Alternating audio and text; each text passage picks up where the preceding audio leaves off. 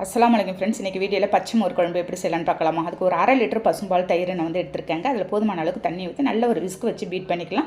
பாருங்கள், நல்லா ஸ்மூத்தாக அந்த மாதிரி கட்டிகள் இல்லாத நல்லா பீட் பண்ணி வச்சுருக்கேன். அதில் கொஞ்சமாக தூள் உப்பு சேர்த்துடலாங்க. இது அப்படியே இருக்கட்டும். அதுக்கு தேவையான மசாலா அரைச்சிடலாம். ஒரு மிக்ஸி ஜாரில் ஒரு 4 பல்லு பூண்டு இருக்குங்க போட்டிருக்கேன். ஒரு சின்ன துண்டா இஞ்சி, 2 பச்சை மிளகாய், 1 ஸ்பூன் பொட்டுக்கடலை, ஒரு 1/4 ஸ்பூன் ஜீரகம், 1/4 ஸ்பூன் மஞ்சள் போட்டு ஃபைனலாக கொஞ்சமாக பெருங்காயத்தூள் போட்டுக்கலாம். போட்டுட்டு தண்ணி ஊற்றி நல்லா ஸ்மூத் பேஸ்ட்டாக அரைச்சி எடுத்துகிட்டு வந்துட்டேன். அரைச்சது எல்லாத்தையும் அந்த மோரில் எடுத்து நான் ஊற்றிடுறேங்க. ஊற்றினது செம வாசனையாக இருக்குங்க.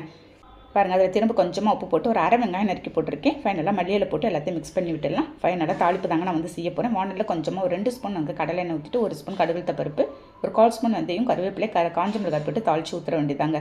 இது வெயில் காலத்தில் ஒரு இதமான நல்ல ஒரு மோர் குழம்பு தாங்க. இது நல்ல ஒரு சூடான சாதத்தோடு சாப்பிடும்போது அவ்வளோ ஒரு அருமையாக இருக்கும். இன்றைக்கி நான் வந்து மோர் குழம்பு செஞ்சு உருளைக்கிழங்கு ஃப்ரை பண்ணியிருக்கேன். அவ்வளோ ஒரு கால்சியம் சத்தும் உங்களுக்கு இந்த மோரில் வந்து கிடச்சிடுங்க. ஓகே, நீங்கள் ட்ரை பண்ணி பார்த்துட்டு எனக்கு கண்டிப்பாக கமெண்ட் பண்ணுங்கள். நெக்ஸ்ட் வீடியோவில் பார்க்கலாம். Okay, thank you, by.